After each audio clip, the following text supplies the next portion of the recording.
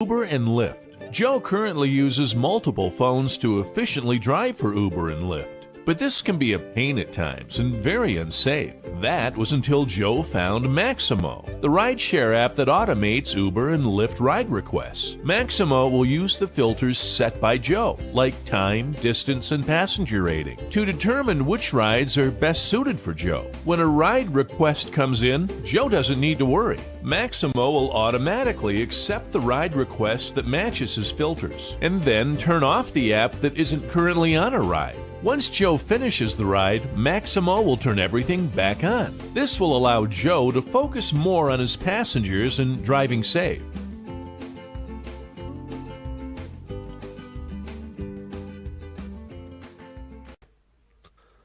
Hey, what's up, everybody? Hey, sorry we're everybody. late.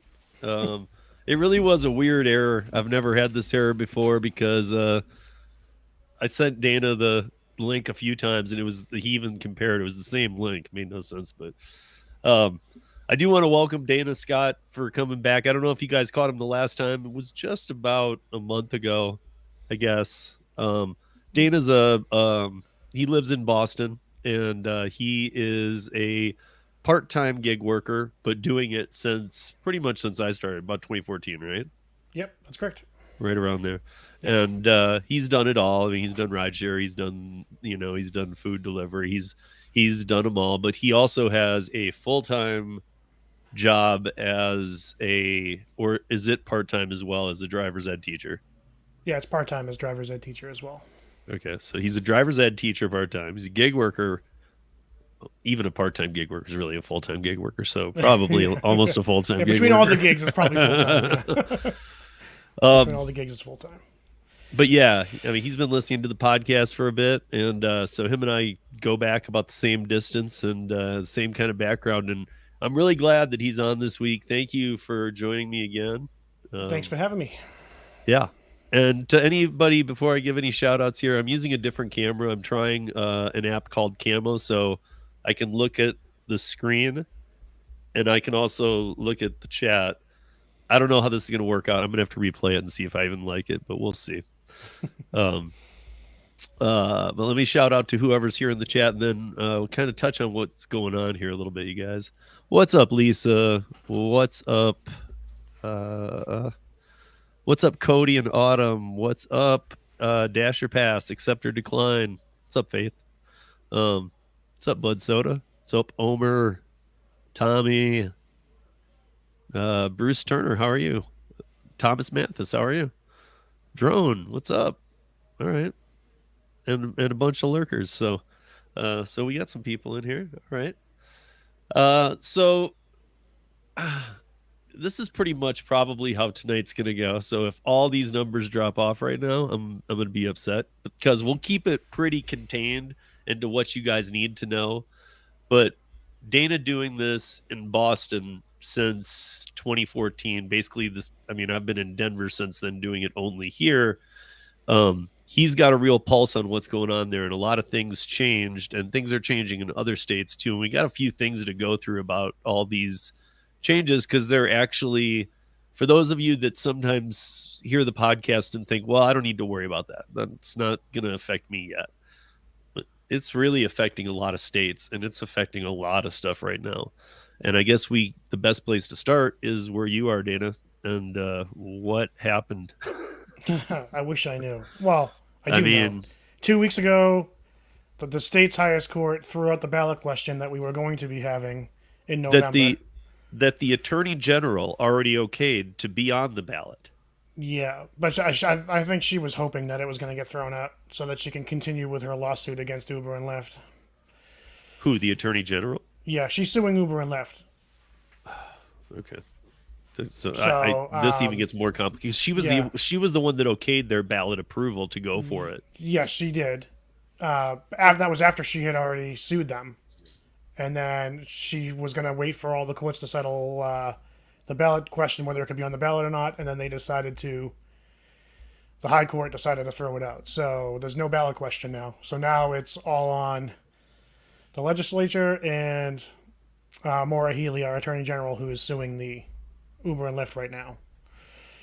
So I guess, well, then here, I guess this So she allowed the ballot here. This is what I've touched on this a bit the last week, and I just get really bothered by it because I deal with this stuff a lot. And this is one of the weirdest cases. I don't like the outcomes of any of the states, California, the Seattle outcome. All these things that are happening are not good. But the way your state went down was really odd. So the attorney general gives the permission or approves the ballot approval about what, 4 or 5 months ago. Yeah. We shouldn't say that she approved it. She just basically said she'd back off on the lawsuit while the ballot was in order to wait for the ballot and to see what happened with the ballot, basically. Well, it actually said that she did approve it, as I was seeing it. Because that would be the Secretary of State that actually would have the final approval, not the Attorney General. Right. It had her name on it. It was the Attorney General, though, whatever she did. And I just had it pulled up, too. Okay, well, maybe we'll run across it. I'm not sure. But yeah, honestly, regardless. With the way this state works and the way our government works in this state, wouldn't be surprising if she did like give it approval, quote unquote, and then go back and say she's going to follow through. But she announced, it immediately after the high court ruled, she said she was going to follow through with the lawsuit. So right, but it wasn't like when I guess I should have made that pretty clear. Like when the attorney general approves something, she could. I mean, it could be like a hate crime that she's approving. She's just following if it's in the Constitution or whatever she needs to follow. Mm-hmm. So it's like she has to almost accept their ballot request. You almost have to. If you don't, you're not allowing people to have the freedom to vote. Exactly. So I mean, they had to come up with 80,000 signatures by a certain date, and it was like 60 days, and they came up with 130,000 to have the ballot in 5 days. Yeah. So that's just so you guys know, in Massachusetts, it's you need 80,000 to get onto a ballot. People signing a petition to get on there. You get 60 days from the day they give it to you to get those signatures. The gig apps got 130,000 in 5 days. So almost doubled what you need in 5 days, still leaving 25 days left. I mean, they could have got, tons, which just, I guess I point that out because it goes to show, I mean, think about it. Like if they can get that many signatures, think about all the people that don't even know about it, who aren't in the process, who don't care, who are just out working, doing gig work. And, and then just kind of hear about this stuff after the fact, like with AB5. So, okay. So they do that. And during that 5 months, the same players as who put into Prop 22, mm-hmm. Instacart, DoorDash, Lyft, Uber, and I'm not sure if Grubhub put in any money or not. I'm trying to think. I don't think so. I don't remember seeing them on any of my info, but but $17.5 million has now gone to the ballot measure that they approved for the gig workers in Massachusetts to vote on in November. They put $17.5 million into that already to get the word out, to let people know that that's a ballot initiative. Now they're going to say, you know what? We're not going to have that on the ballot. That's how I take this. And that's not their decision, though. That's the court's decision. I mean, right, it was the other side. So what happened was, like, the other side, I forget the name of the other side, that was they're the ones that sued, like the Massachusetts independent contractor, like right to be whatever the group is that the company's back. So the other side that didn't have enough votes for their ballot question because they wanted to put on a counter ballot question to it, they decided to sue because they didn't have enough support for their side. It was like 70% it was going to pass.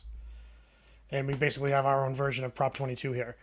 So the other side instead decided to take them to court and sue them. And that's how we got to this point. That's how we got to this spot now. And basically the court said they threw out both sides. They basically said that neither of those questions is going to be on the ballot. Right. So that's, I mean, I feel like all these states are doing the same thing. They found out that there's AB5 style language in every state's constitution, and they're now going to that and finding it and digging it out. Same like Washington State did, and then they just went for Seattle instead, which pretty much is the population of Washington is in Seattle. So, but I mean, they did the same thing there. They found it, they dug it out. You know, Pennsylvania just did the same thing 2 days ago that you guys are doing. They're trying to, and so it's like Prop 22 up in Seattle tried to get ahead of AB5. Whereas, like, when AB5 went into law in January of 2020, it was Prop 20. They demanded Prop 22 be on the November 2020 ballot so that they would get exempt. So if you remember, it was like February of 2020. The law's already in place, and they're like, "Hey, give us our money," and they're like, "We're not giving you money. We're doing a vote on this first." And they actually came down to threatening leaving the state. Yeah. And they gave them a stay of execution, I guess you would call it, till the vote allowed it to go on. And it won by 3 million votes in California. Now, you're a bigger union state for sure. Yes. Than California. But so in California, Prop 22 passed by 3 million votes. That's a lot, even for that state. But if that state can't tackle it, how is anybody going to beat these type propositions? So I feel like these states are now going after it in the angle they just did with your state. Like, because the companies are coming in when they find out that these places are, you know, certain states are hotspots for this right now. And they're coming in and they're saying, okay, start throwing money at our Prop 22 for this state.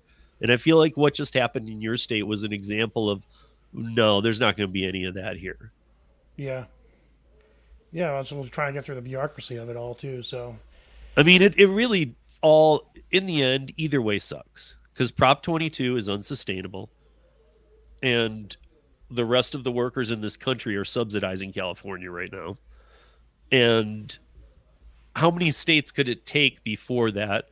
The companies have every one of the companies, and people can say, well, they could be lying about this. I don't think they are in the position they're in right now. Every single one of the giants in the gig economy has said that they can't sustain, nor will they even try. I'm kind of paraphrasing here, an employment model. But there's no way. They're not going to do it. But there's no way that even if they wanted to, it's possible. Couldn't do it. They couldn't afford it. They'd be out of business. Yeah. And with that would be a gone flexibility immediately. So I know a lot of people, you know, they don't want to hear this stuff. They don't want to talk about this stuff, you know, but this is, I mean, I don't know what you are wanting to hear if you don't want to know about this, because this is, if you don't live in Massachusetts, if you don't live in Seattle, if you don't live in California, don't think that this is, I've said it before, don't think this is not coming for you. It's coming for you.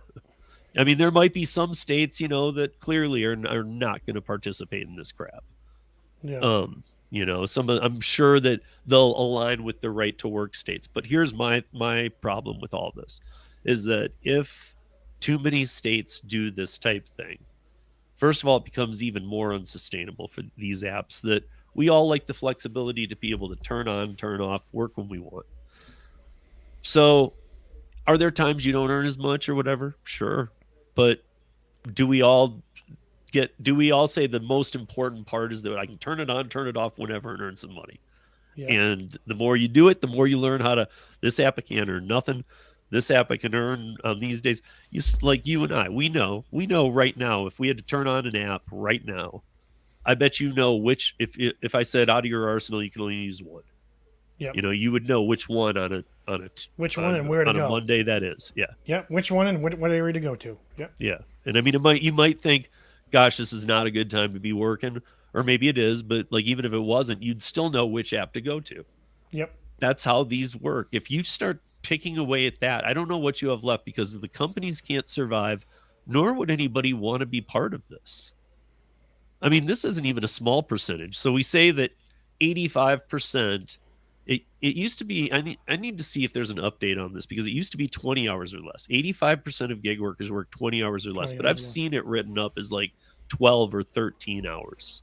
work less than 12 hours a week, 85%. Yeah. So let's call it 20 or let's call it, let's call it people of 20 hours or less just to be nice, but I'm not sure that is the case right now. But if you're doing 20 hours or less, I've said this before, you cannot be making a full-time living. There's no way that you can be working part-time as a gig. And I will challenge this to every city in this country. If you work 20 hours or less a week on gig apps, and I work Curry, the highest paying one, Yep. I couldn't live on just Curry. And No, it it's pays impossible. better than all of them. Yeah. So And if I can't do that, I've been getting curries every day, and it's still not. It still wouldn't be enough. You have to have other things to subsidize that. yeah. And so, I mean, so basically, if you're one of the people doing less than 20 hours, you have another job. Meaning, most likely, you're not even aware of this kind of stuff. Just like California, people weren't aware. It happened, and then that was that. Yep. And people were like, literally, I've said this a million times. People were literally in the new year were like, "What's AB5?" I'd been following it for months, but a lot of people just weren't even checked in with it. They're like, "What is this?" And it's like the law that's going to wreck your life. Exactly. Are you an independent contractor? Not anymore. No one's paying attention to it. Yeah, It's not good for the people that use the service as a customer either, because they're going to wake up overnight and find out that two things: either like their prices are like quadrupled, or there's no service for them to use, and it's going to happen like literally overnight. yeah. So what? I mean, so you guys can't have a Prop 22, and to be honest, I've said I'm kind of glad about that because these Prop 22s are just, like I said, it's not a joke that if anybody in the chat right now doesn't know this, it's not a joke that we are subsidizing California. The Prop 22 payment of 120% of minimum wage for active time, just food delivery alone, at most you can make what, $6 base pay? So you got to subsidize every San Francisco worker with $18 an hour. Mm-hmm. I mean, these are not answers either. So, like, Yeah. in a way, yeah, it's a temporary band-aid for whatever they're trying to slowly get to, but you don't really need a Prop 22 either. We all need a solution. Yeah. And the bottom line is that, so without there being the chance of having a Prop 22 out of the gate anyway, I know they can appeal it the next year, but that's once a year has gone by, it's going to change the game. So I started imagining the other day that is this going to like walk out of the gate with like, I mean, unions attached already, an employee model, no flex, because you don't have the Prop 22. So why would these or are they going to pull what they did in California? They're going to pull out. They're gonna. Well, I can tell you what's gonna happen because they're gonna end up pulling out because it will be too expensive for them to adopt the employee model. So a lot of them will end up pulling out, and it's not gonna be threats because, right, like our state isn't the type of state to budge on that stuff. Like, if there's enough political backing to do what they want to do, they're gonna do it. So the companies are gonna be faced with that decision: pull out or do what the state, spend all that money on what the state wants them to do, and they're not going to want to lose all that money, so they'd probably rather pull out than. Well, so not only pull out for that reason, but pull out because, like you said, your state's not going to bend much, and I know that about Massachusetts. It's very, and it's got a heavy union back. Yeah. So if Massachusetts is really saying this, they're going to stand behind it. Well, I don't think that Uber, Lyft, all these companies, they're not going to get away with another, well, we'll leave. Yeah, that's why I said they'll have to really do it. Right, if they say we'll leave and then it gets down to the clock like California and it won't go like California there. They won't approve it at 11:59. They'll say, no, you still got to pay it. And what'll happen is it's actually going to be a real thing. Well, okay, are you leaving the state? Because in my mind, they literally have to, because otherwise every state the next day will be filing their lawsuits. Yep. And so they will literally be in a position of, okay, bye, Massachusetts. Yep. Yeah, because if they go along with it, and then it also sets a precedent for the federal government to do the same thing. So Yeah. then you're getting into Congress and stuff getting involved too and trying to do their own version of it federally. So you've lived there long enough. I mean, how do you really see this playing out? We've seen Uber in other countries and other places. Hey, you gotta leave here. Well, okay, well, we already have the system running, so we're just gonna keep working it. So don't worry about it. Like in countries, they'll go to countries Yeah, set up, just start working, and when they're told to leave, they say no. And finally, when they come over, they give them briefcases full of money, and they say, "How about this?" And they're like, "All right, you can stay open." yeah. I don't know if they have that much pull in this state. That's what I mean. What do you Yeah, think's going to so happen? I honestly think they're gonna run it into the ground. I think they're gonna keep on operating as they are for as long as the state allows it to continue, and then when the state cracks down, they're probably just gonna back up and say see you later because according to the companies, they're losing money every year anyway. I mean, Uber and Lyft Exactly. they're saying they're about to collapse on themselves anyway because they keep on losing money, and like their only play left now is to keep on raising the prices on the passengers and cutting all the driver pay. So, I mean, how much more of a pay cut are we all going to be willing to take? I'm not taking any more. Yeah. I'll be honest. I haven't taken a lift in months. I'm not taking any more pay cuts. It's ridiculous. You So, and you and I talked about that 5 weeks yeah, ago. yeah, yeah. And at the We're time, I was willing. Until they cut our pay again. So I was like, all right, I'm at the point now where I'm just not going to take any more Yeah. pay cuts. Yeah. So Um so I want to see what a couple of these people I saw a couple people put some this is the guy I do the radio show with, Tom. yeah, I mean, watching Well, the it disasters. kind of sucks for him, but yeah, I mean, I mean, that's what I mean. This is like it's fortunate for like people that do gig work that are also that are in my position where we have like I'm at the driving school, right? So I work there part time, but I could if I wanted to, I could go there full time. I'd prefer not to. I'd prefer to have the flexibility the other right. parts of my week to just do the gig work when I want to.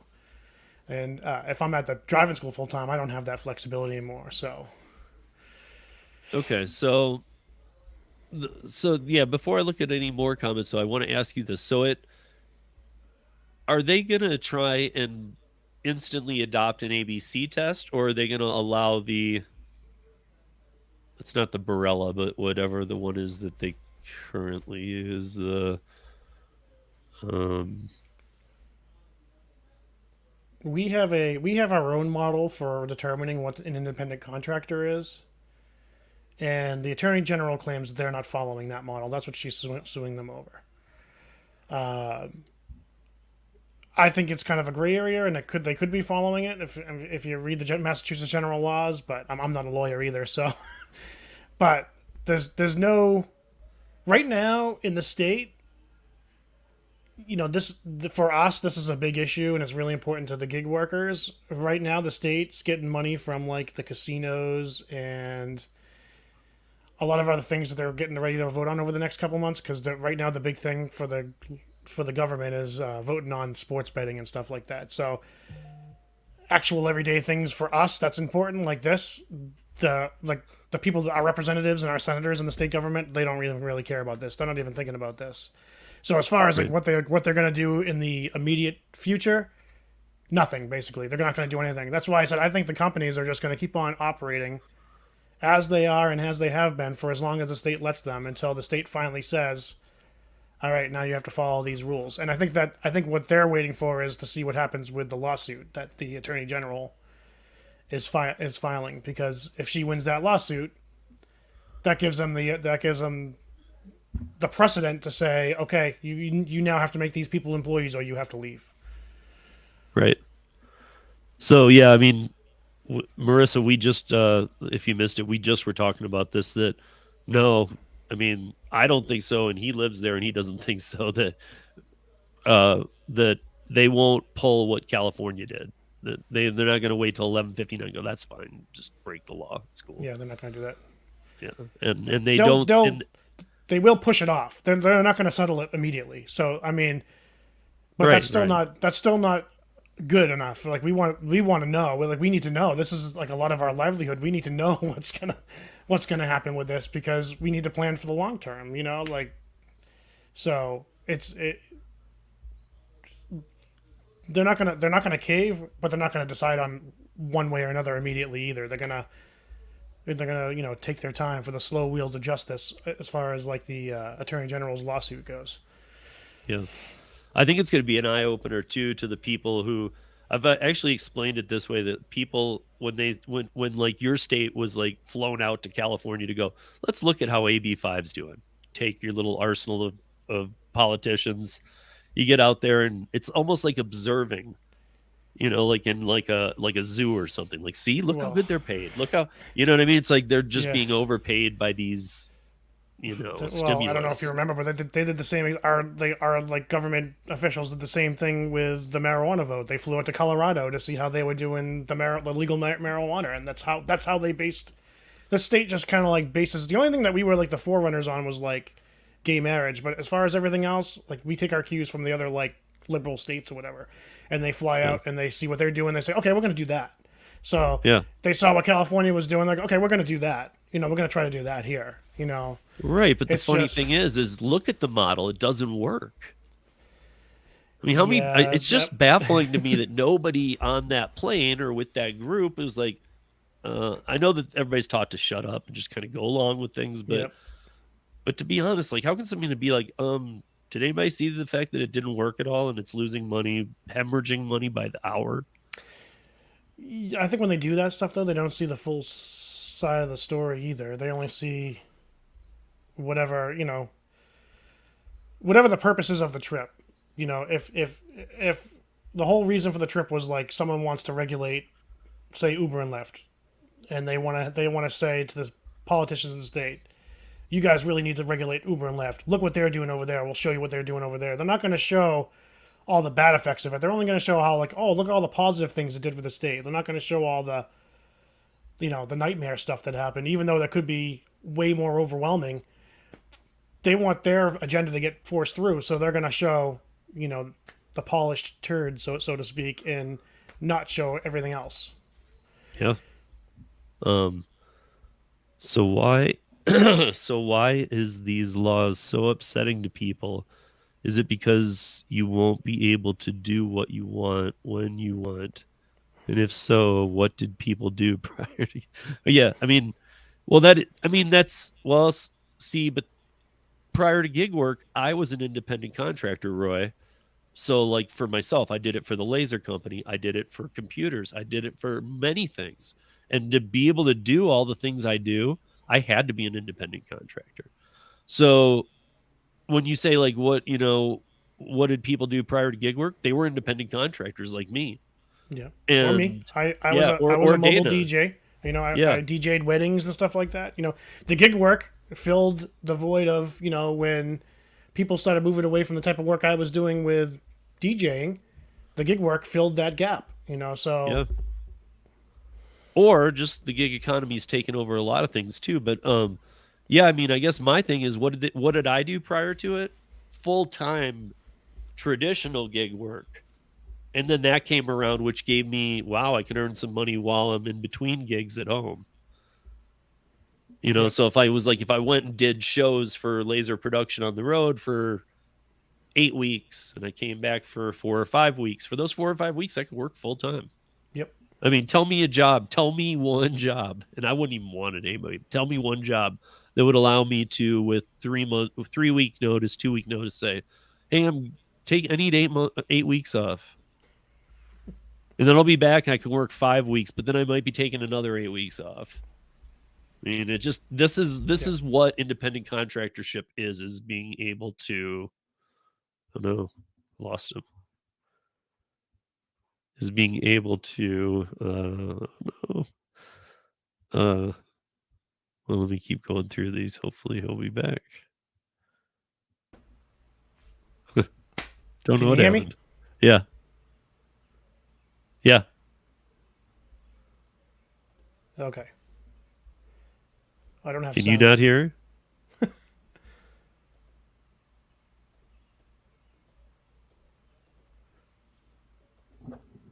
Here, I'm going to type something and oh, you can't hear me.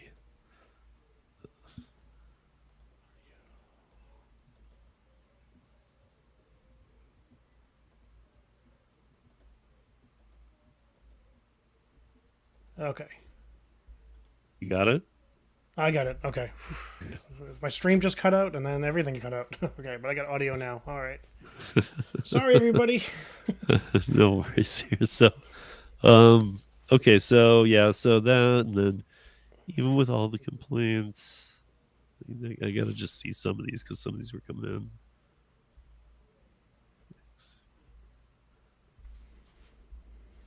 Well, yeah, you're jumping way ahead. The big part problem right now is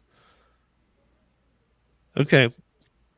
Yes, okay, sometimes it is. That's when you pivot and either change the hours and days you're working or change the apps you're working on. Yeah. You I got mean, to have a that's multitude. You have to have a multitude of apps you're using, and know which apps are busy at which times, which areas are busy at which times. Because you can, if you work it right and you work your apps right, I mean, you should be averaging like at least like in my area, you should be averaging at least $18 to $24 an hour if you're doing it all right. And and and yeah, I there's just put a sometimes tag up above his head of Solo, and you guys can check out Solo too because Brandon, in your area, if you download Solo, and the link I think is in the show notes here, but if you download Solo, you can plug in your apps and it will tell you what you can make on certain hours. If you don't, they pay the difference. So kind of a big deal. Like they'll cut you a yeah, check at the end of a week for whatever you didn't make. If you work if the hour blocks, even if it's not active time, if you go on Instacart and it says you'll make this much in this hour block and you don't make it, they'll pay the difference. So yeah. I had a lot of people say, isn't that Prop 22? I'm like, well, it's not government funded. Well, It's let's be funded. fair. Let's be fair. If it's Instacart, they're not going to pay you that much. So No, but what Solo's doing is they're trying to get it to the point where they are never off. You know what I yeah, mean? Where yeah, they're not like saying, okay, you're going to earn this much and it's way low, or you're going to make this much and way high and paying the difference. yeah, But what they're trading for this is to anonymously use user data. Now, this is not data sales, guys. This is where it becomes data sharing. Anonymously just means taking the GPS of your car that day that you're working and seeing like the routes you took, how long it took, what was going on, and just for all of their analytics, it's not based towards a person. But for that, they'll guarantee that way you'll be able to see what the guarantee is. You might say I can make more than that on that at that time, but if you're like I can't make that much on it and you do it, they'll pay you. So yeah. I would say check out Solo for sure. But yes, I mean, a lot of apps are going to often not be able to pay you. I mean, that maybe it's 12. I mean, Instacart can be 7 with no tip. Instacart's junk. I mean, for the most part, I think it is. But, I mean, like, so if you're going to there's Instacart shoppers who tell me, oh, I didn't have a tip, but, I got one order. Well, you only get really one an hour. So if it's a real decent shop and deliver, and well, if you only got paid base pay 7 and no tip, you just made 7, which is way less than the 15 you're talking about. But that's why you got to juggle them. I think that like when Dana and I started in 2014, yes, there wasn't even food delivery. There wasn't curry. There wasn't Shipt. None of this stuff. It was It was Uber Lyft and or Uber, Lyft. and they Lyft and Uber and guaranteed hourly wage at that time because they were just trying to get drivers on the road. Right. So, yes, at that time, you could sign up to be a Lyft driver and do that only. You'd be fine. You would be fine. You wouldn't even have to sign up for Uber to try and figure anything out. No, You could just no, sign up 'cause for you were one or gonna the get, other. You would make yeah, money. You're good. you were good. But we don't live in that time anymore. Like now, if you're like, well, I used to do Uber and Lyft, I'm going back to it. Well, that's not how it works anymore. Now you got to have an arsenal. You got to have 8 to 12 apps, and you got to have at least 2 to 3 that you're active on.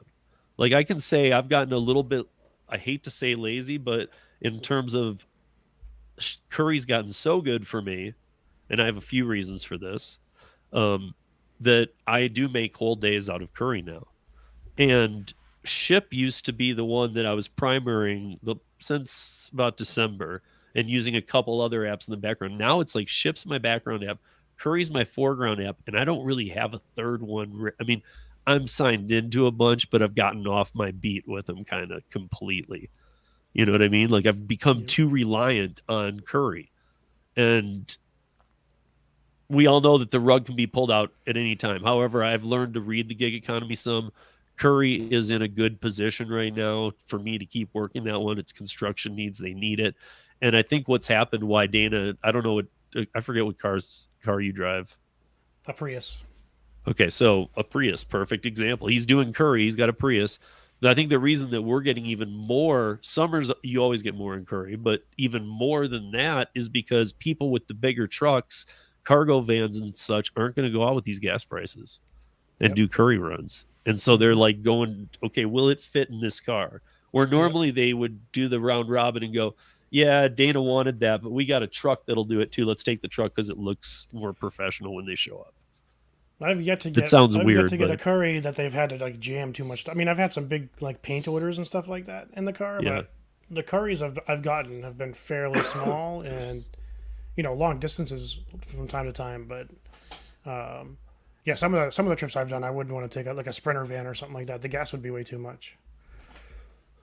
And yeah, I mean, especially now, Brandon, again, like this was your comment first, and then right under it was this. So I rely on the bonuses and quests. I mean, I get it. I've been there. I guarantee Dana's been there too, but we probably did it at a time when we got paid a little better for these. But man, that is to keep you from doing what you need to do there.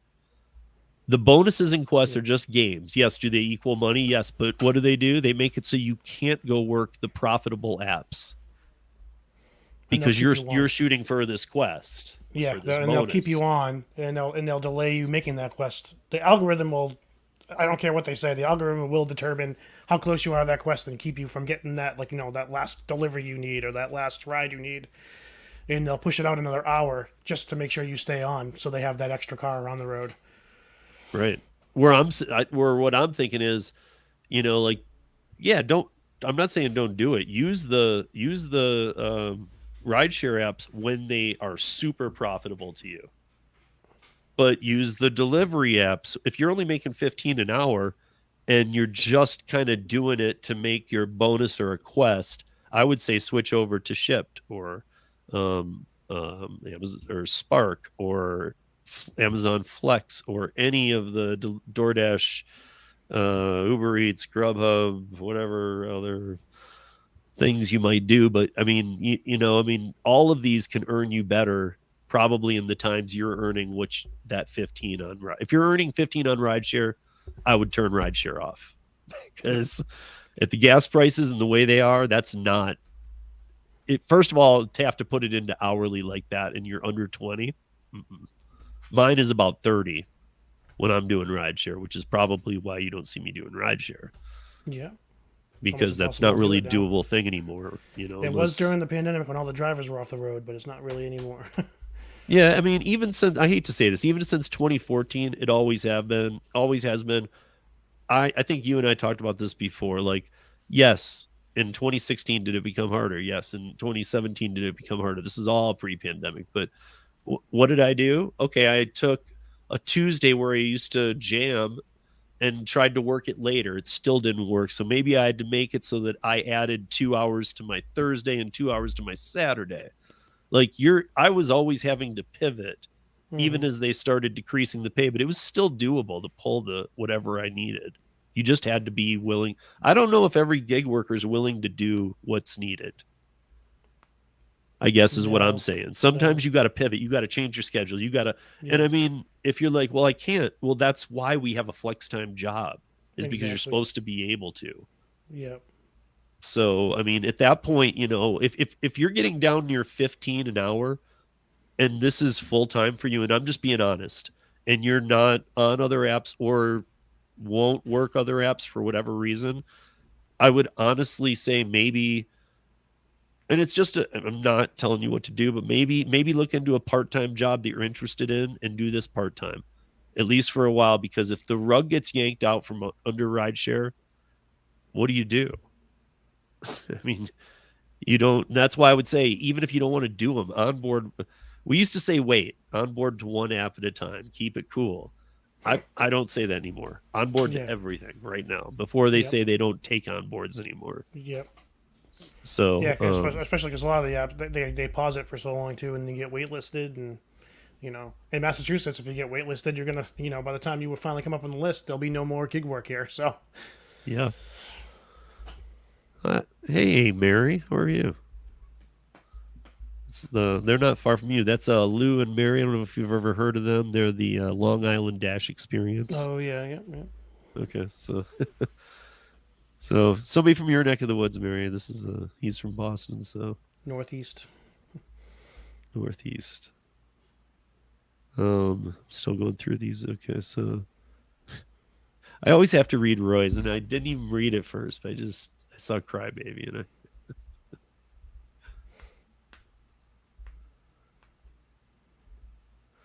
well, I actually think these states would be doing it because I think dude, in a hate to say this, man, but with the exception of a few states, really what the plan is like, how they say autonomous in 2 years or 3 years when it's really like 40. Yeah. I'm saying like PROACT in 2 years if we don't start being careful. Yeah. Where It the all comes entire down to money. country is unionized. It's all about the money, and they want their cut of it. And if they feel like as it stands, they're not getting what they think they should be getting. The government isn't getting what it thinks it should be getting out of the companies and out of the gig workers. They think they should be making more and off out of it. traditional freelancers. And for this, I have to debate. I've talked to a lot of them, even in the financial department, where they say, I'm like, maybe they just think that we're not all paying our taxes correctly. Like all the people who got caught in the AB5 net, writers, opera house, interpreters. Okay, so they all said, no way, I pay more taxes than anybody with a W-2. I have an accountant. I do it correctly. As an independent contractor, self-employed person, I pay way more than the average person. So the country wants to get rid of this, make us all unionized, have specific dues, when really this is the land of freedom. These people choose to do this and pay more taxes. Mm-hmm. Understanding that being an independent contractor comes with, you get the flexibility, you get to do what you want, but hey, we got to have some downsides for you guys. You can get taxed harder. This is going to happen. You don't have health care. It's not like, all these things they use, like, well, you guys don't have health care right now. Okay, well, no independent contractor, self-employed person has had it since ever. It's like, well, and in Massachusetts, that's a bad argument for Massachusetts, because most Massachusetts residents do have healthcare, either through their jobs or through the state's Commonwealth Connector, which is like a super affordable insurance. Not the greatest insurance in the world, but it's like very affordable even for gig workers. And it's like that's how the state got basically most of us covered. I mean, our state's health plan was like the model for like Obamacare when Obama was president, and it's like really popular in this state. So when I hear arguments from people like, in this so state, fairly like, socialist, even. yeah, fairly. But when I hear the argument like, oh, as a gig worker you don't get health care, it's like, well, in Massachusetts it doesn't matter because we all have it. Most of us have it. Right. You guys are like Canada. We're a utopia. All kind of. We're a utopia unless you want to work for yourself, and then that's a different story. Right. Well, I guess that's what I'm saying. So I mean, like, yeah, okay, well, whatever. In your state, yeah, maybe it's not the perfect example, but I think you get what I mean. In all the other states, people still have it. Self-employed, independent contractors, they still have health insurance, but they choose to get it. Yeah.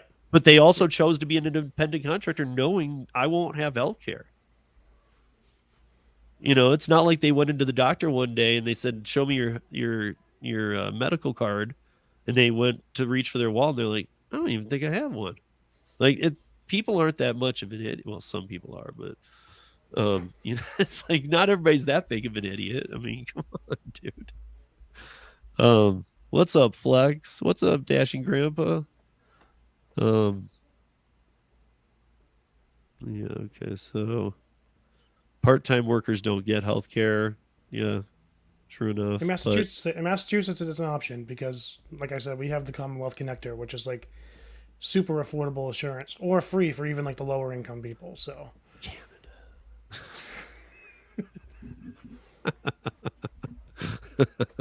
What's up, Driven Dad? How are you?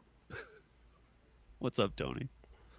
I wasn't ignoring you, but so I don't know, man. So let me just see some of the other things I saw here. So was this one for? I gotta see if this one's for your state because yeah, okay. So the independent this is from today. Okay, so the Fair Labor Standards Act.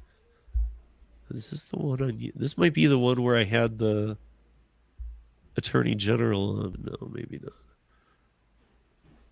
not. But anyway, so okay. Most courts already use the it's like the Barella. It's something newer than the Barella though. The economy reality. The traditional economy reality test is what they call it. To determine if you're an independent contractor. Most courts already use this test or a version of it. However, the Department of Labor's rule identifies 2 new core factors to help determine whether the workers are in business for themselves. And these are new. So these two are: what is the nature and degree of the worker's control over the work? 100% mine. I could even pick something up, cancel it. Mm-hmm. I could cancel a ride. I mean, so okay, that one seems to be more than covered. This isn't the ABC test. These are just some new things they're putting in here. And then, does the worker have the opportunity to profit or lose based on initiative or investment? It's see, that's a tricky worded question. I would say, I would still say yes. Right, because the worker has the opportunity to profit or lose, but it's weirdly worded because it almost is implying that, hey, does the employee instead of worker, even though I know it doesn't say it, I'm almost reading it that way. Does the employee have the opportunity to profit or loss? You know what I mean? It's like they've worded it to say, like, I mean, because what would be the is their content going to be that, well, no, you didn't have you couldn't lose because you saw the amount, and that's, or is that going to be why they say they can cover up the tip? Or no, so this is what I'm saying. Like as an employee, you don't have the opportunity to profit or loss. You get paid your hourly wage, and that's what you're getting no matter what. Right. As the independent contractor, as the gig worker, you see what you're getting up front, and you have that option to take that, and you might be taking it at a loss. Someone that's chasing a bonus might be taking a ride at a loss. They have an opportunity to take that job knowing they're going to lose money for that particular job, but they're probably going to profit in the long run from the bonus or the ride challenge or whatever they're getting from whatever they're doing. Yeah, I just, it's just weird to me that, like, okay, so here's the other this is the weird stuff. So okay. So it's talking about Uber now. It's saying Uber, for example, won a lawsuit in Pennsylvania several years ago when a federal judge ruled that Uber did not exert enough control over its drivers to be considered their employer. The judge noted the drivers only worked when they want to and were free to nap, run personal errands, and smoke cigarettes in between rides. This is a quote. But then here's so the Labor Department's rule also identify 3 other factors that employers and courts may use as guideposts. Oh, this is for the Pennsylvania thing where they're doing the same thing. They're shooting down the bill or the ballot before it can be won. Yeah. So may use the guideposts when 2 core factors do not resolve the question. So here's the factors. How much skill is required for the work?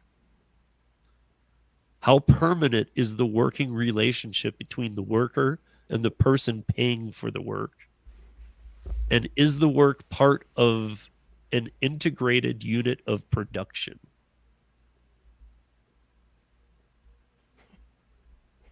So they're saying that that the Department of Labor when two of these core factors do not resolve the question if you're an independent contractor or not. Like this would be the coin toss, the end, like the last step. Like if you can't convince them, then you have to go to this last part, which is this. You have to prove two of these, at least two of them can resolve the question of, are you an independent contractor? And to me, it's just, I mean, again, how much skill is required for the work? What does that have to do? Yeah, I don't know. Are they saying? I mean, if you're too skilled, you can't be an independent contractor, or if you're not skilled enough? I mean, right. How much skill is required for the work? Okay, so if the answer's, well, what if the answer's not much? I mean, you need to know how to drive a car. I mean, I'm not trying to make it that customer service skills too. I don't know. It's just stuff like this is like, it's like ABC test and beyond. And I've been telling people, so now we got Seattle, we got California, and the California, was this today? So yeah, this is the Seattle thing, and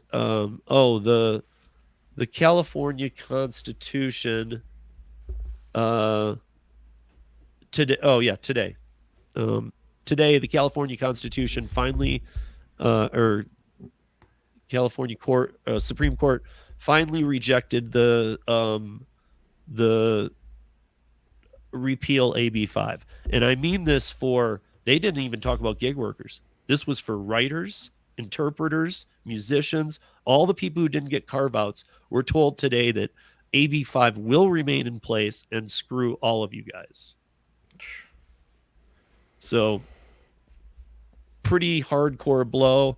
There was another article that for some reason just shot up a paywall on me. I don't know why. But it's a good article about how it's different timelines given by different people on how long Prop 22 will last in California before these companies will be faced with a challenge of leaving. And not one of the predictions went over 18 months. The first one started at 3. And these were like Mike Bloomberg type people giving these. So not that I see eye to eye with him, but you know what I mean? Like these are people who can read the market a bit. And what they're just saying is the companies are already over it. They were struggling before. Now they're not only struggling, they're losing money by the second in California. Yep. So they're just ready to go, you know what? Forget it. That's what I'm saying is going to happen here too, because that's why I said they're probably just going to collapse on themselves. And then at that point, what is the point? Why, out of the 15% of people, if 85% are part-time, if 15% are full-time, we already know that not even 1% of the 15% want this. But that 1% barely, or whatever it is, made enough noise. So like, in the real picture, like 0.25%, let's say, wanted AB5 type stuff. But they were the only ones talking about it, so they said, okay, let's make a law. They didn't go out and understand that for every one that wanted it, 100 didn't. Yeah. Or 1,000 didn't. It's the vocal minority. It's like with so many other issues that happen in this country, the most vocal are the ones that get their stuff pushed through because the other people are they don't care enough, or they don't even pay attention enough to know to say anything about it. And they're just trying to get through their life, and they don't think about stuff outside of like what's going on in their own life at that time. So they ignore all the noise. And meanwhile, the very vocal minority gets to push through everything they want because no one's going to give them any pushback. So, and that's how so many things get passed that such a large portion of people disagree with all the time, because the most vocal are the ones that get the stuff done. Right. The problem is that often the most vocal is not representing almost always is not representing the majority at all. This is true. A lot of times, for whatever reason, a lot of times there's some big money behind those vocal minorities too. So yeah. Oh, yeah. I know. In Massachusetts, Lyft and Uber in particular have gotten more and more regulated every single year. The state passes new regulations on them every year as far as how we as drivers have to report, how their companies have to report, and that's all from the opposition, the politicians that had like cab companies in their pockets and stuff like that. They're all incentivized to try to reduce the profits from those companies as much as possible. So they pass these, I don't want to say draconian laws, but pretty harsh laws against the gig companies to make it harder for them to operate within the state. And it's progressively gotten worse every year, and now we're at this juncture right now. That's how we've gotten to this point. So what happens in Massachusetts if all this plays out the way we're talking about? If either or, we'll go with the scenario you and I agree with, that if push comes to shove, these companies are ready to make a point, make a statement, and leave a state. They are ready to do that to show the other states, hey, you want your infrastructure wrecked? You want your free rides to testing, voting, all this stuff that we do for the state? You want all that pulled? Do this. I feel like the next state or the first state to really push them again, like California, they're going to have to say, no, we're leaving for real. This isn't a joke. Bye. And so then what happens? I mean, right now, maybe things are a little better by then, but this goes in effect January 1st of next year. So, I mean, we're 6 months out from this being a law. So what happens if they do this and they say we're leaving, or they say, no, we're going to try a franchise model? First of all, franchise model is like the worst employee model there is. You guys will, if you're enjoying rideshare now at all, multiply it by -1,000 and you will be quitting within an hour. Or you'll be fired. I mean, they're going to tell you, you're working tomorrow this hours and we need you to turn on the app here. They're going to tell you to be somewhere you don't want to be at all. You won't be able to turn down rides. You lose just about everything that makes doing the gig work appealing. Right. So let's say they go the other way that you and I think, though. What happens to I mean, people are struggling right now. I don't even need to ask you if it's the same in Boston. It is. We're all struggling, you know? I mean, and so to go back to like what one of the commenters said earlier about like, you know, why, I forget exactly how he phrased it about what we did before the gig work, but like a lot of people that do the gig work now, they worked other jobs too. They had regular jobs. A lot of people are full-time workers that take the gig work as part-time to help them get by. Massachusetts, the cost of living is absolutely insane. They just released like a housing survey from about what they did last year, and like to own a house in the Boston area, like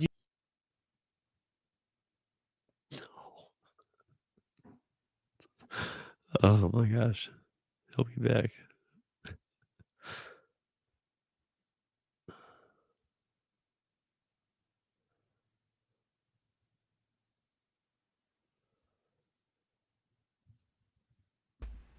Am I back? Yeah. What was the last thing you heard? We were the housing, the cost of housing yes, here. Yes. So to own a house in the Boston area, you have to make at least $200,000 a year in Boston. I mean, most people that are working a full-time job in this area aren't even making close to that. But there's a lot of apartments and other options too. But even an apartment, right? So even for like a married couple with one kid to rent an apartment, they would have to make, on average, $150,000 a year with the cost of apartments in the area for like a 2-bedroom. A lot of people can't make that. I mean, like the average income in this area is like under $80,000. So that's side income from the gig work helps them get to that at least livable condition, you know. So the loss of the gig work for a lot of these families that rely on it, like myself and my wife, we both do gig work. My wife does DoorDash and Instacart on the side too. So like we rely on that income, you know, on top of like our jobs. So we're like losing that, that's no joke. I mean, it's scary to think about. There's no simple solution for it. Honestly, I don't know. The uncertainty of it does make me nervous. I try not to think about it too much, although I do pay attention to it because I want to know what's going to happen. Why do gig workers feel that their industry shouldn't be regulated like every other industry out there? They should be regulated. I'm not saying they shouldn't be. I think they should be. I just think that they've done it more and more extreme as time has gone on to make it harder and harder. Yeah. Every little adjustment that Massachusetts has done has meant less money for the gig worker. It's made it harder for us to make money doing the gig work. Yeah. And I because think it often it's means a balance of them trying to point at like, well, look, it's the gig companies to you, and it's like, no, it's the state doing it to you. It's almost like their excuse to be able to do it. Yeah, yeah, and it's a lot of the regulations just cause the companies to raise prices on the customer and lower the pay for the worker to make up for whatever they're having to dole out to the state for them. And then as far as what the worker has to dole out to the state, because our situation changes, we have to pay more. We have to pay more for tolls now, and we have to pay the yearly inspection fees that, in addition to the regular inspections we always got in our cars, now we have these separate, rideshare inspections we have to do every year and pay extra money on that. So like all these things add up. The rideshare companies aren't paying for that. The worker pays for that. Yeah. So. So I saw this. This is Cody and Autumn up in Alaska. Technically, if we are operating as independent contractors and therefore running a business in some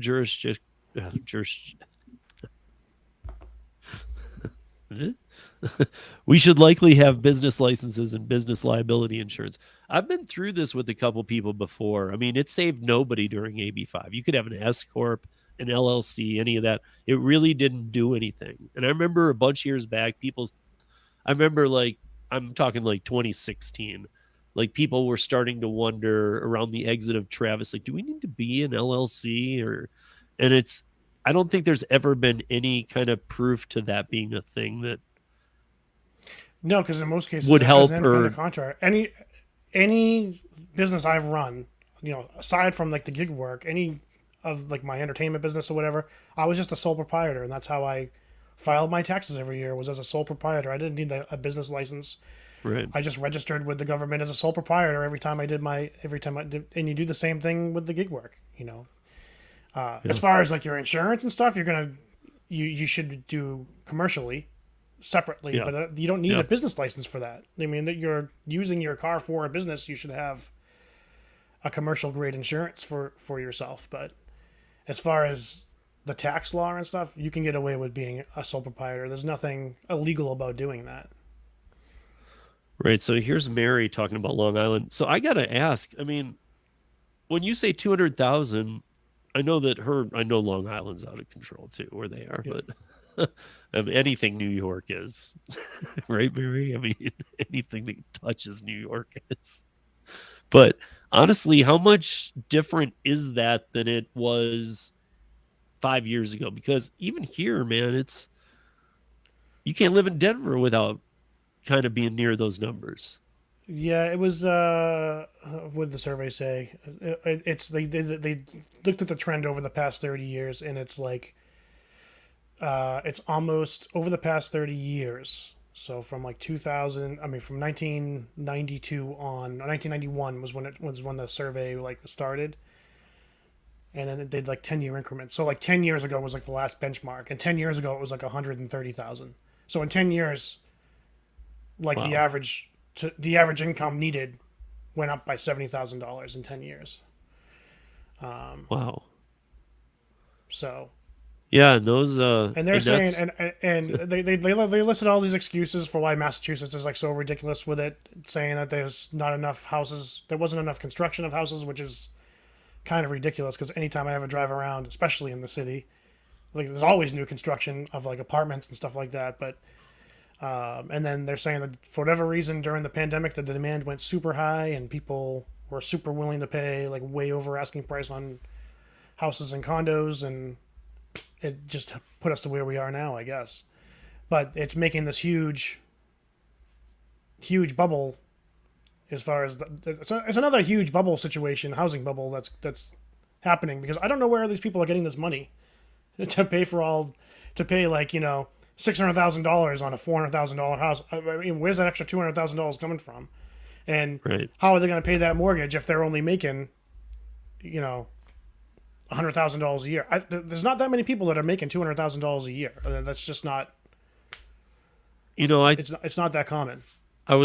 Somebody was doing kind of here. I'll give an example. Like the neighborhood I live in, like the house I live in, because Mary just put up a house that she said there is a house next to us selling for $589, and we are middle class. Okay, well I'm middle class too, and I'm in an area like that. I don't know what the square footage is, Mary, but like our house is a 850-foot, 3-bedroom technically, but the third bedroom is really.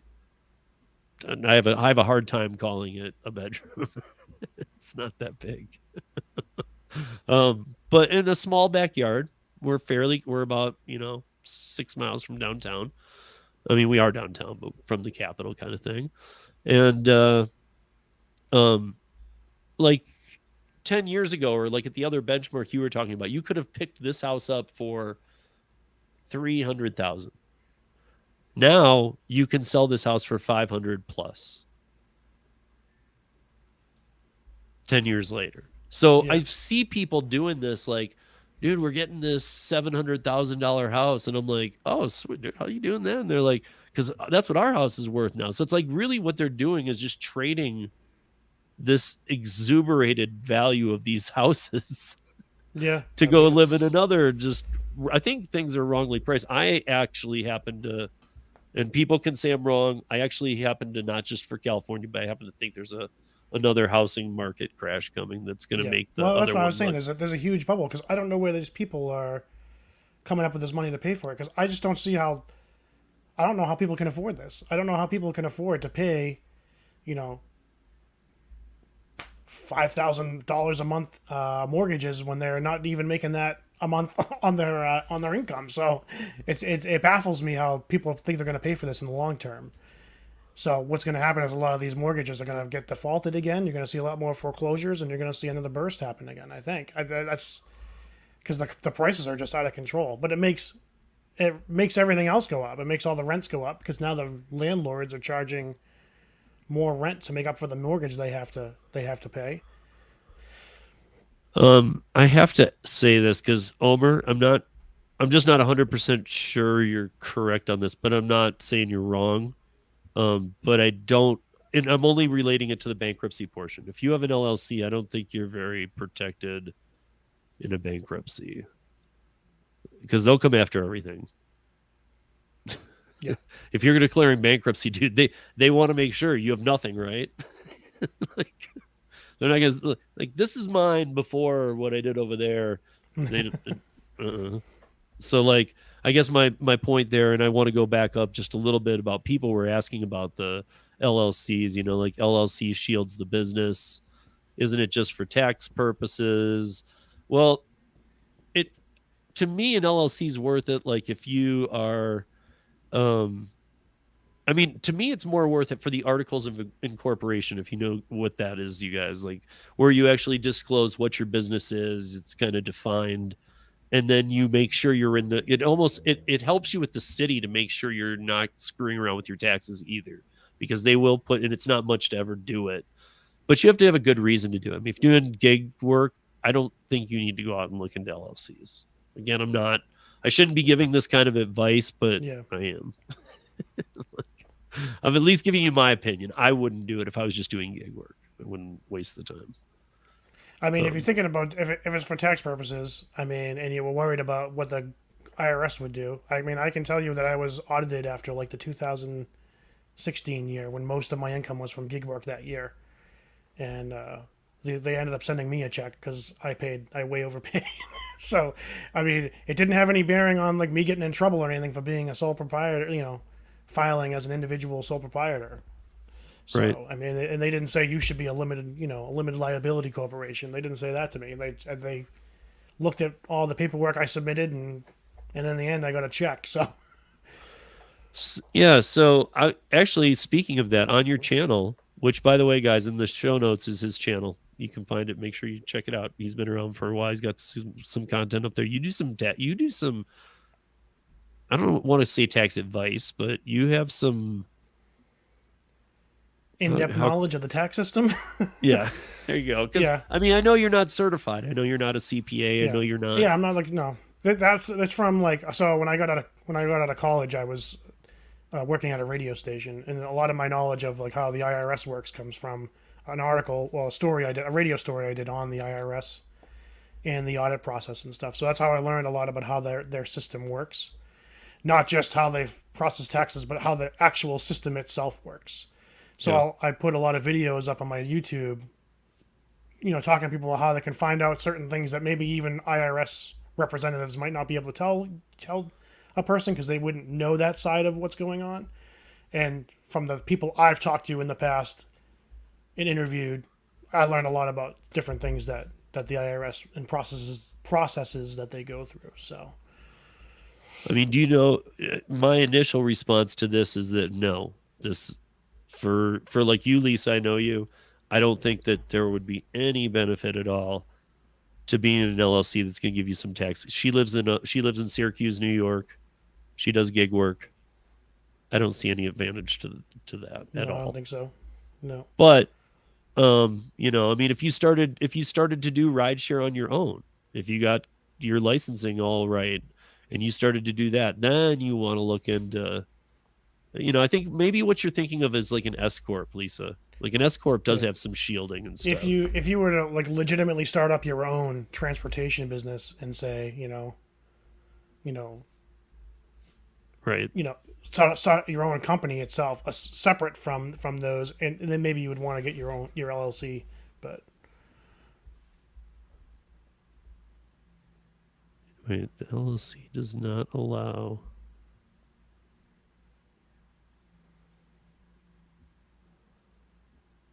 Why not? I guess I'm a little confused on that. I think that's where the limited liability comes into effect. But like as an individual gig worker, right? You're driving people, so any liability you would have would be in your, like, say you're an Uber or Lyft driver. Any liability you would have would be from like a car accident, something that would happen in the car. If you're properly insured and you have that proper insurance through your insurance company, that would cover you. You wouldn't need to be an LLC for that. Right. That would be really the only time you're going to be getting sued. It would be through some sort of accident that happened with a passenger or whatever.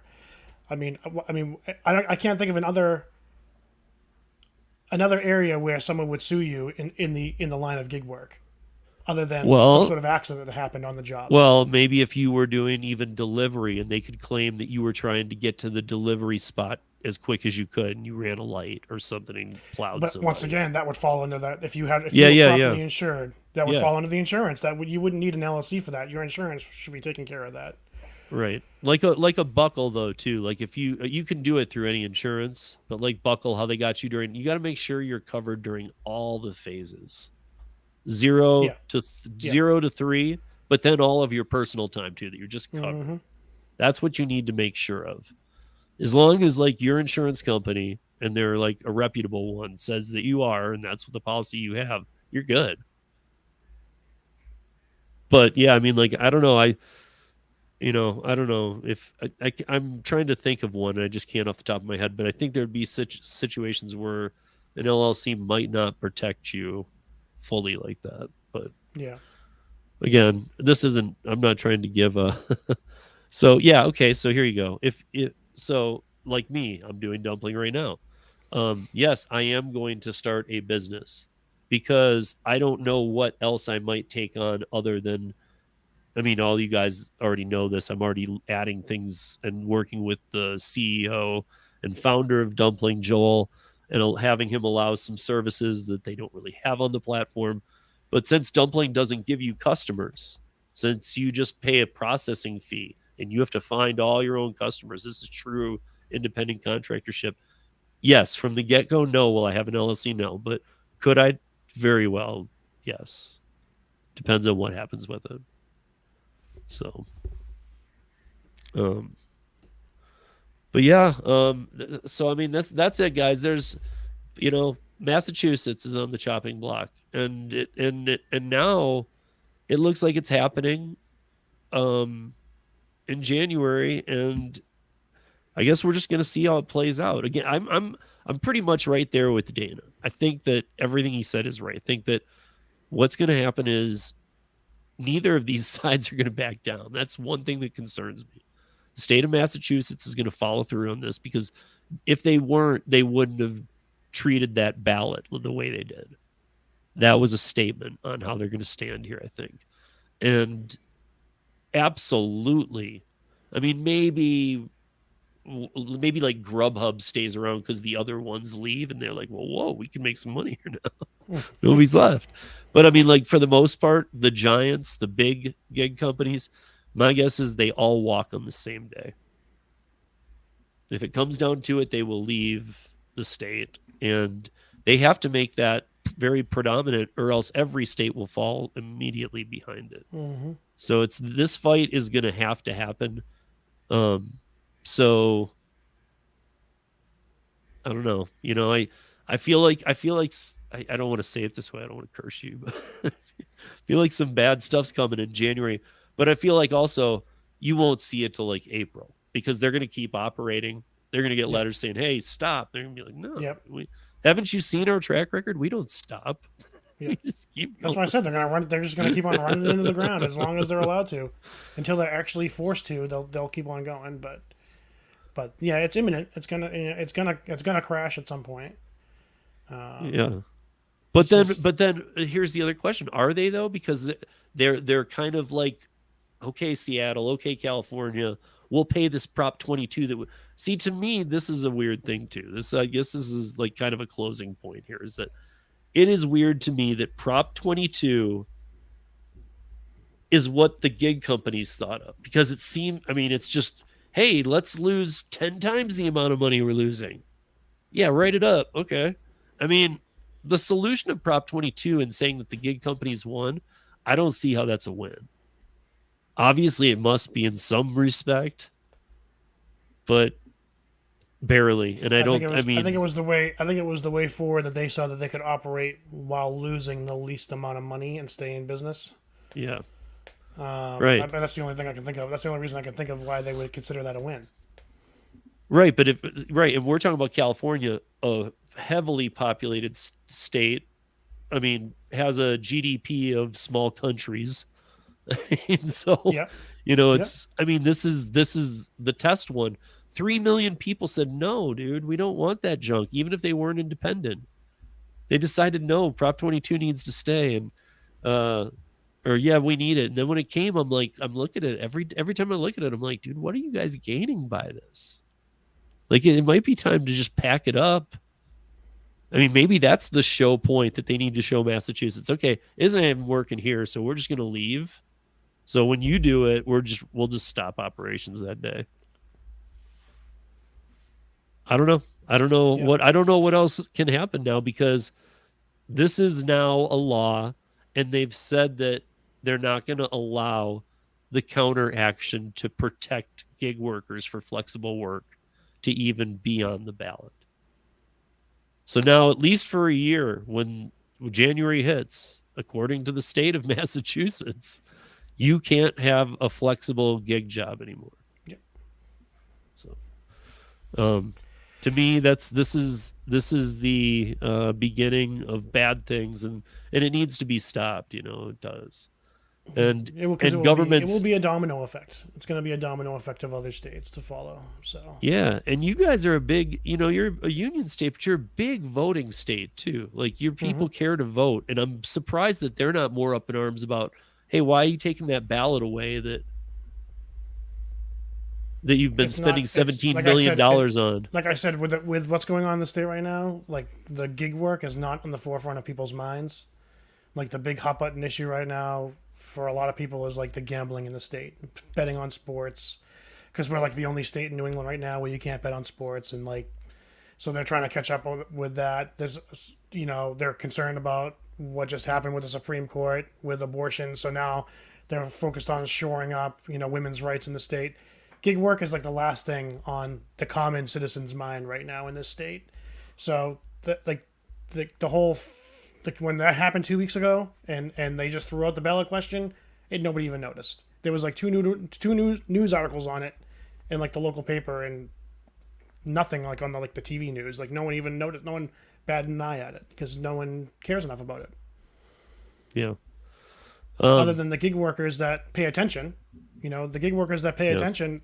Unfortunately, there's not that many of us. Right. I think a lot of the gig workers in my state, they have no clue. I talk to a lot of gig workers and they have no clue about what's going on. They didn't even know there was a ballot on especially the part-timers. I would almost say 100% of them. Yeah, Part-timers. I talk to people if I'm doing like a DoorDash or a Grubhub. I'll always talk to the other drivers there and see what they think about things. And almost all the time, they don't even know what's going on. They have no idea about it, and like most of them didn't even know there was a ballot question or there was supposed to be a ballot question this year. Right. So they'll know when January comes. That's how it happened in California. Yeah. And then some of them it's too late.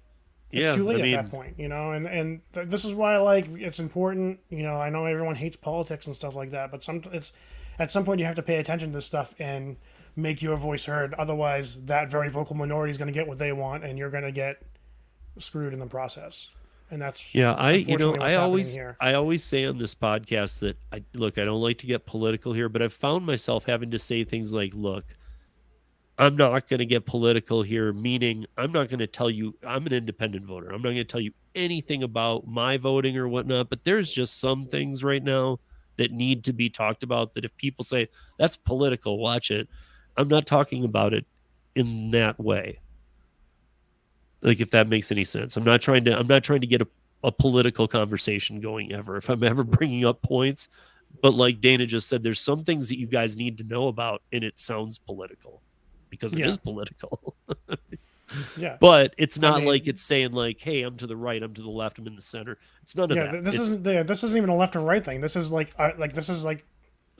affects your ability to earn a living, basically. As we just talked about earlier. I mean, a lot of people need this extra income just to get by. So like this affects your livelihood. And so it's going to sound political, but it's because it takes going through government to get stuff done on it. So by nature, it's going to be political. Yeah. Wait. I think that's beyond gig work. That doesn't make any sense what they're talking about. We are talking about the being sued thing that we were talking about. Okay. Yeah, because if not, Lisa, we're absolutely if it is that, yes, but if it's not, that's absolutely the case. Though it's not beyond gig workers; it's about the gig workers. Exactly. But hey guys, check out Dana's channel. If you couldn't tell from tonight, he knows his game. He's been doing this for as long as I have, and I know all of us are looking for voices out there sometimes. And he's had a YouTube channel for a while. And I know it's got some mixed content, but it's it's a go variety. check it out. It's a lot of different stuff on there, but some informative stuff, some goofy stuff, some a little bit of everything. Some gig work stuff I put on there too. Yeah, and as much as some people I think I love to talk about this stuff. I got so sick of it during AB5, but now I feel like I know too much to like let off the gas because I feel like I'm one of the voices who puts things out there that we need to talk about. But like, I am glad you were here for tonight's conversation because this is one that a lot of people would be like, dude, I don't know how to jump in on that. Yeah. And so it was good. It was good that you were here because you understand all this and you're looking at it now, firsthand perspective from your state. And I mean, if you can't tell from his tone of voice, this is the tone of voice you're going to have if it comes to your state and happens. Because I'm sure him and his wife will do fine. I'm sure they'll do fine. But why should they have to change everything when they're paying their taxes and everything's working? Yeah. So I guess that's where I would leave it. And I want to thank you for coming on. Are you? What do you got going on? Are you putting on some content? Are you? I've been having on a little hiatus lately, but I'm working on some new stuff to put on the channel. So hopefully soon. Yeah. So check out his channel. It's in the show notes. Maybe we'll get him back on the roundtable one week or something. We got a good roundtable on Thursday nights. So all right, sounds good. Yeah. But thank you, Dana, for joining us. Thank you, chat, for joining us. And Thanks for having me. I will see you back here on Thursday for the roundtable. All right, guys. See you, everybody. Be safe out